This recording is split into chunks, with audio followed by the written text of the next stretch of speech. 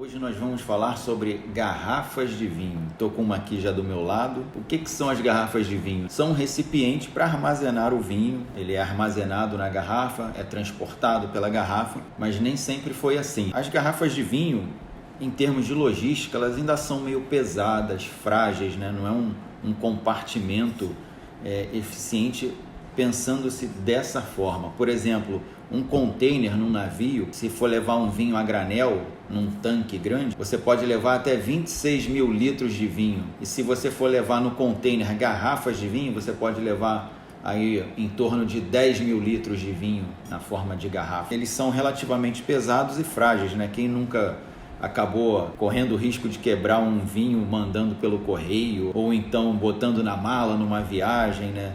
Então é relativamente frágil e bem pesado. Garrafas de vinho cheias com líquido, elas chegam de 1 kg a até 2 kg, dependendo do vidro, né? Então você vê uma garrafa de 2 kg como é pesada e como pesa na mala de alguém, né? Mas a característica principal que faz hoje ela ser amplamente utilizada é porque ela é de um material inerte e que não vai interagir com o vinho. Então você pode guardar por muito tempo aqui que seu vinho vai ficar seguro, evoluindo, sem ser degradado e sofrer alguma reação que possa comprometer a sua qualidade. Porque, por exemplo, a gente tem várias outras formas de apresentação de vinho. Algumas ainda nem chegaram aqui no Brasil, mas você já pode ver por aqui vinho em lata, o vinho em bag-in-box. A bag-in-box é uma caixa de papelão com uma torneirinha e dentro da caixa o vinho fica dentro de um saco de um material plástico. E também você pode encontrar no exterior vinho em caixa Tetra Pak, igual caixa de leite. Você pode encontrar vinho em garrafa PET, igual de Coca-Cola. Então tem essas outras formas, porém todos esses materiais ainda não tem uma comprovação de que são totalmente inertes e então eles são utilizados para vinhos de consumo rápido, vinhos que não vai se precisar guardar por muito tempo, né? Então realmente o vidro é o material ideal, inerte, para poder se guardar o vinho por bastante tempo. Bom, mas vamos falar um pouco da história das garrafas de vinho, né? Como é que a gente chegou nesse recipiente que a gente tanto utiliza e vê hoje em dia, né? No passado eram muito utilizadas as talhas, as ânforas de barro principalmente, né? Ou de pedra, e eram normalmente recipientes bem grandes, mas também tinham alguns menores. Só que eram recipientes que dificultavam o serviço, porque imagina uma ânfora ou uma talha muito grande de pedra ou de barro, né? E para você servir numa taça era complicado. Mas na Roma antiga tem registros de que já se sopravam garrafas de vidro, só que era um processo muito artesanal, as garrafas eram muito frágeis, não tinham uma boa resistência, então não era comum se ver isso. Até que no século XVII, na Inglaterra, aí sim se desenvolveu uma técnica mais industrial de se fazer garrafas de vidro e com uma resistência boa. Então a partir do século XVII que as garrafas de vidro começam a se difundir mais, né, pelo mundo. E entre 1690 e 1720, o formato das garrafas era bem diferente desse aqui que a gente está vendo. Era um formato mais globular, lembrando uma cebola com um pescoço comprido em cima. Então era bem gordinho, assim, não tinha esse formato mais cilíndrico, comprido, assim, né?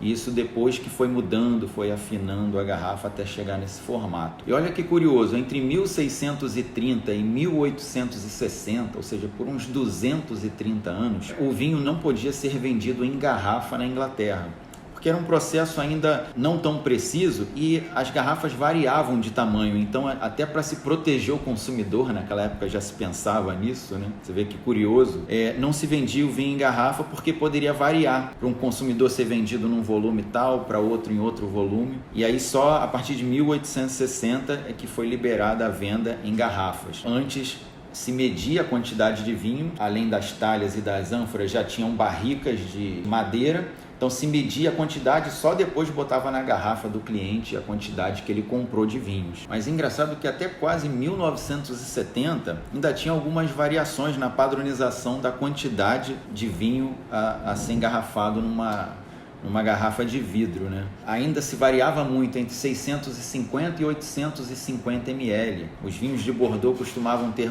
o volume menor do que os da Borgonha, mas hoje a gente, né, tem essa padronização em uma garrafa de vidro, o tamanho padrão é 750 ml.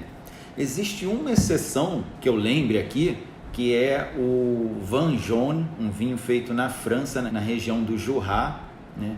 Um vinho feito com a uva Savagnin, uma uva branca, e ele é colocado numa garrafa chamada Clavelin, o modelo dela, e ela tem 620 ml. Então todo vinho, esse Vin Jaune, produzido lá no Jura, na França, pela tradição, ele vai vir numa garrafa de 620 ml, não a de 750.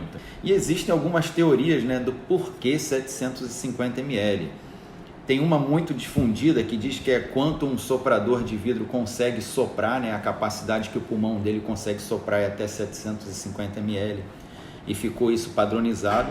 E existe uma outra teoria que eu, assim, pela minha intuição, né, eu acho que é essa segunda, apesar que no mundo do vinho tem muitas dessas teorias, coisas bem controversas que às vezes não tem como comprovar, mas que torna até o mundo do vinho mais interessante, mais divertido, né? Todas essas lendas, teorias, né?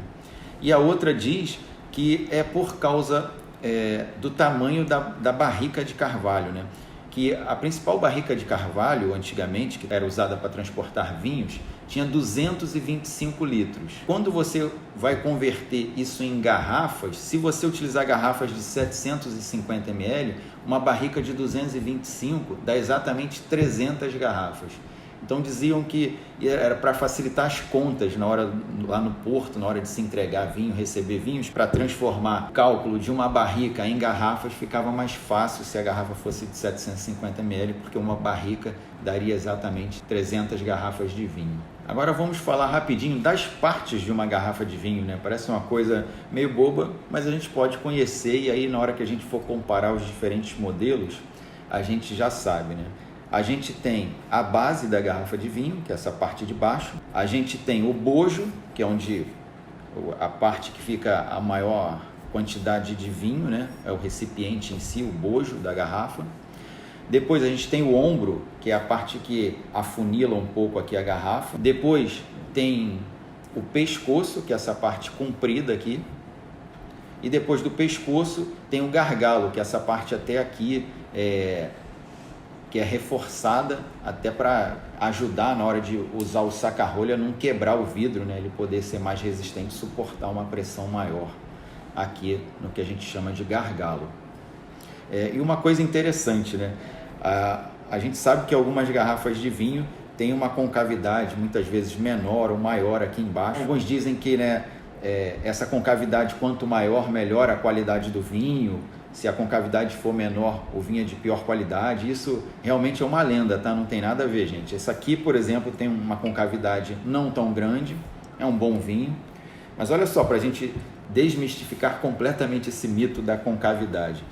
Aqui, por exemplo, uma champanhe cristal. A champanhe cristal, vamos ver a concavidade dela, ó, 0.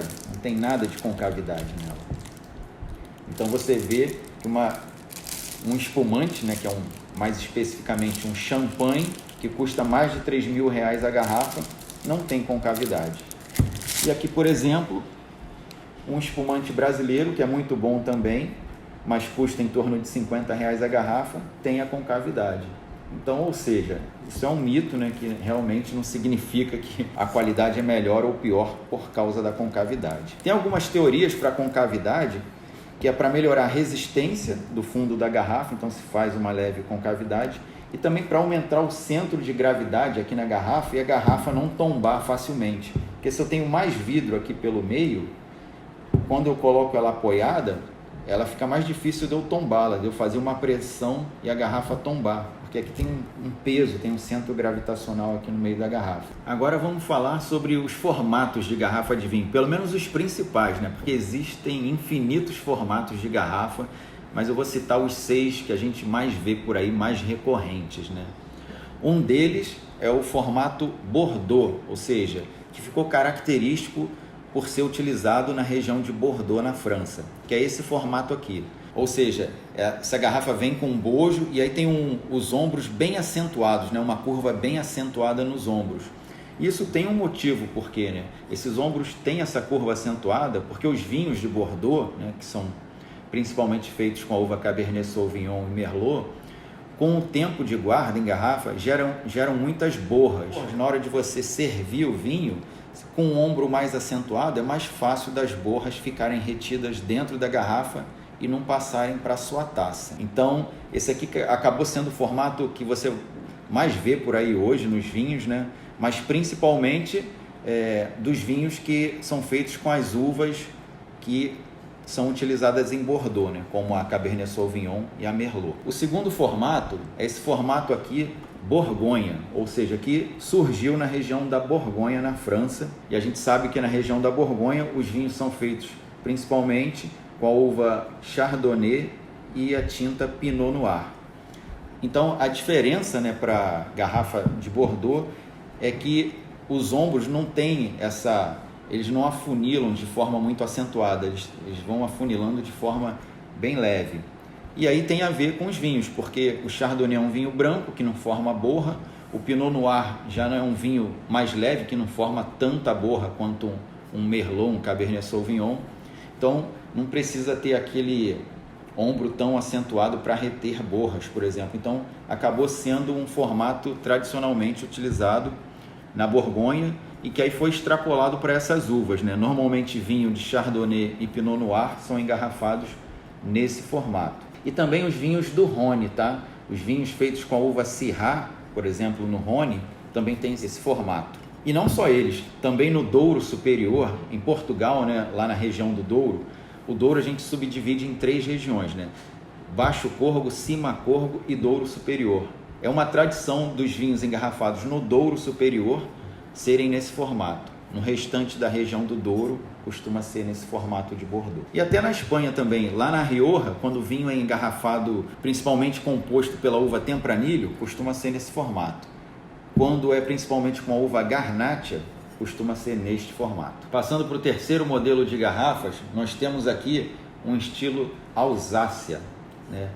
É um estilo que ficou tradicional na França, na região da Alsácia. E é um estilo que acabou se difundindo também pela Alemanha, né? Na Alemanha é muito tradicional, e também em Portugal, nessa região dos vinhos verdes. Os vinhos verdes portugueses costumam ser engarrafados nessa garrafa Alsácia, porque ela é bem mais comprida, ó, mais fina e mais comprida que as outras.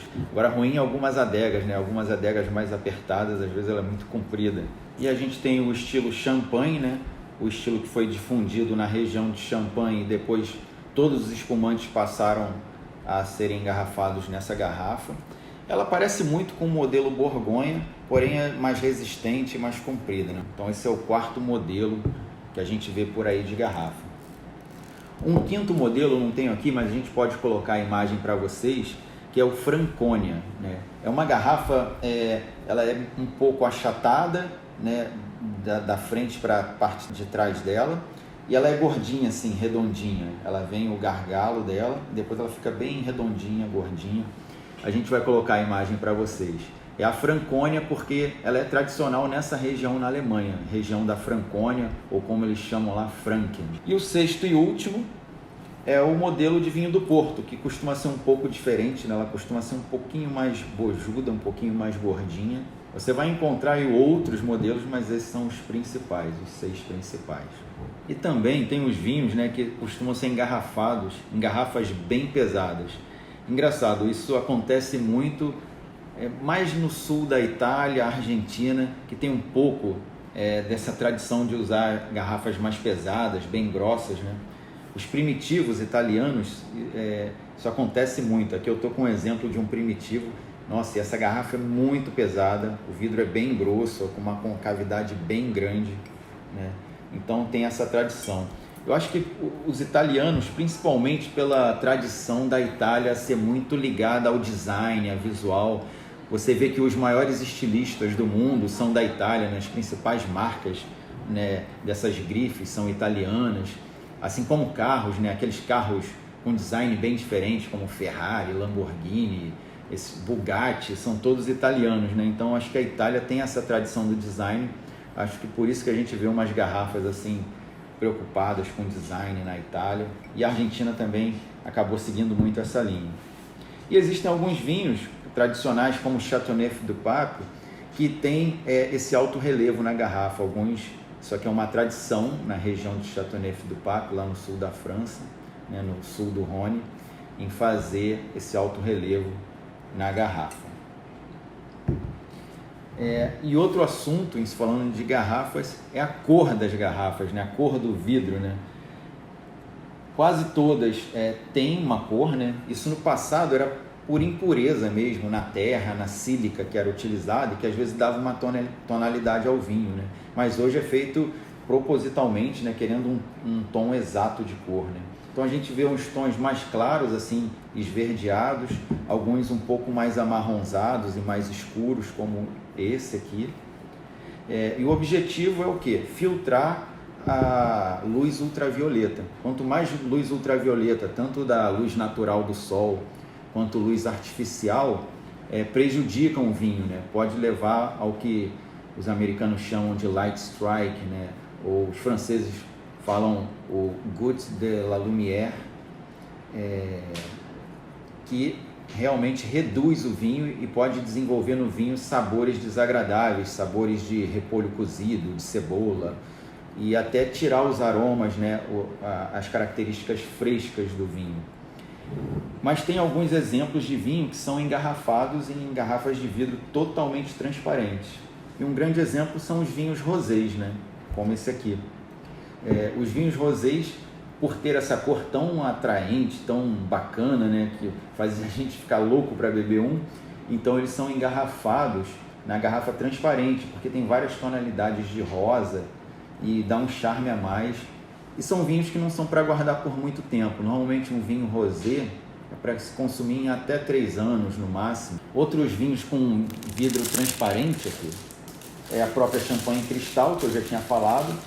A garrafa é totalmente transparente, né?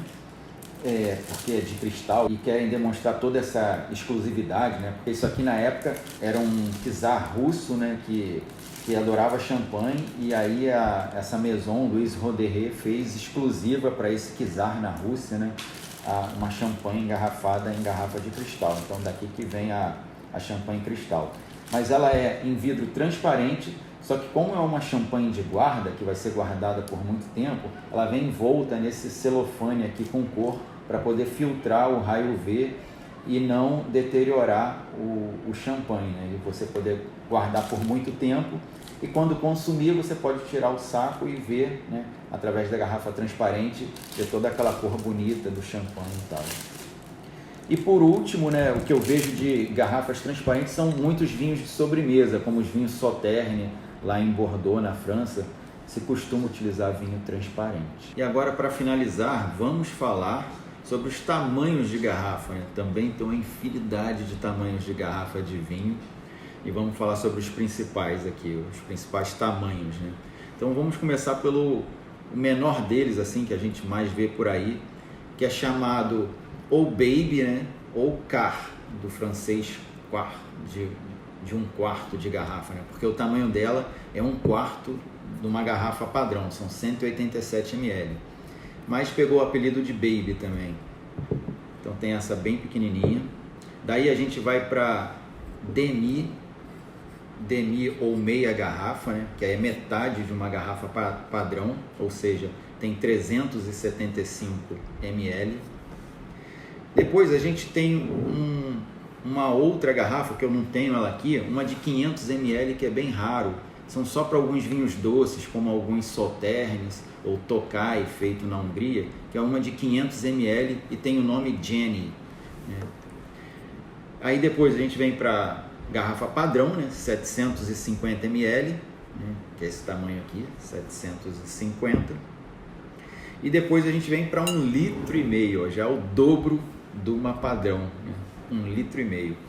E até essa de 1,5 litro, que se chama Magnum, a gente fala garrafa Magnum, então quando você ouvir Magnum, saiba que é uma garrafa de 1,5 litro. Existem alguns relatos que é o tamanho ideal para um vinho de guarda evoluir, né?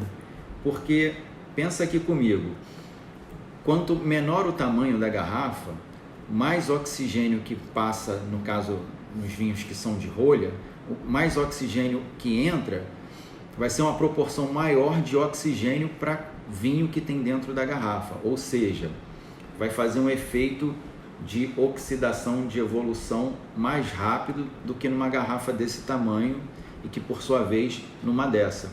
Porque a quantidade de oxigênio que entra nelas é praticamente a mesma, só que aqui tem muito mais vinho do que aqui e do que aqui.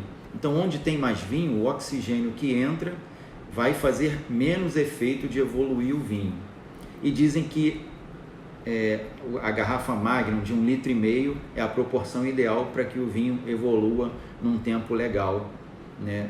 E chegue no seu apogeu muito bem em toda a sua forma. Então saiba que normalmente aqui o vinho vai evoluir mais rápido do que aqui e aqui mais rápido do que numa garrafa dessa. Depois de 1,5 litro, a gente passa para de 3 litros. Olha essa aqui, essa champanhe Tétangé. Você imagina 3 litros, né?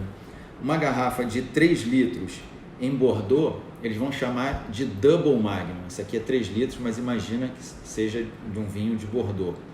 Então eles chamam de Double Magnum. É fácil de gravar, né? Ou seja, 2 garrafas Magnum, 2 de 1,5 litro, dá uma Double Magnum de 3 litros. Depois vem a de 4,5 litros, que tem o nome Jeroboão, e por último a de 6 litros, que se chama Imperial. E essas garrafas é difícil a gente encontrar por aí, mas os produtores de grandes vinhos fazem algumas unidades, porque tem muito colecionador que gosta de comprar essas garrafas grandes, porque o vinho evolui de forma mais lenta, mais devagar. Então, você um vinho numa garrafa imperial de 6 litros, você pode manter por muitos e muitos anos e o vinho ainda ter evoluído não tanto assim, o vinho suportar a evolução por mais tempo do que se fosse numa garrafa padrão. Então, por isso que a gente vê muitos vinhos de Bordeaux nesses formatos maiores, né? E nos leilões sempre são sucesso, todo mundo quer arrematar essas garrafas. E agora indo para champanhe, aí já muda um pouquinho os nomes, porque uma champanhe de 3 litros, eles chamam de Jeroboão. Olha aí a confusão, né? Se um champanhe de 3 litros, igual essa aqui, é Jeroboão, em Bordeaux, Jeroboão é para 4,5 litros. Então já vi até livros confundirem as pessoas, porque tem livro que fala, Jeroboão 3 litros. Não, Jeroboão 4,5 litros. Mas é justamente por essa alteração, essa mudança de uma região para outra. Entendeu? Jeroboão em champanhe são 3 litros. Quando a gente vai para 4,5 litros em champanhe, aí eles já chamam de Rehoboão. Quando vai para 6 litros, Matusalém. 9 litros, Salmanazar. 12 litros, Baltazar. 15 litros, Nabucodonosor. 18 litros, Melchior. E por último, 25,5 litros, que é a Soberana, o Sovereign, né? Uma garrafa, imagina, acho que tem que ter um guindaste para poder servir, né? Então tem todos esses... E o mais barato que esses nomes são normalmente nomes de reis, né? Jeroboão, Rehoboão eram reis lá em Israel, em Jerusalém. Nabucodonosor era um rei na Babilônia. Matusalém foi o homem que mais viveu na face da terra, né? Foi o avô de Noé lá da arca e foi o homem que acho que viveu 960 anos por aí. E fora Baltazar e Melchior, que eram aqueles reis que foram visitar o menino Jesus quando nasceu. Então tem essa tradição de dar ao nome dessas garrafas maiores nomes de reis. Tá bom, pessoal? Então falamos tudo sobre garrafas hoje, né? Falamos de cor, tamanho, da história, dos principais tipos de garrafa. Espero que vocês tenham gostado, que vocês tenham aprendido um pouquinho mais. Então se inscrevam no canal, ativem o sininho das notificações, deem aquela curtida e comentem lá se vocês tiverem alguma dúvida ou algum comentário, que a gente troca uma ideia, bate um papo lá, tá bom? Até o próximo vídeo. Saúde!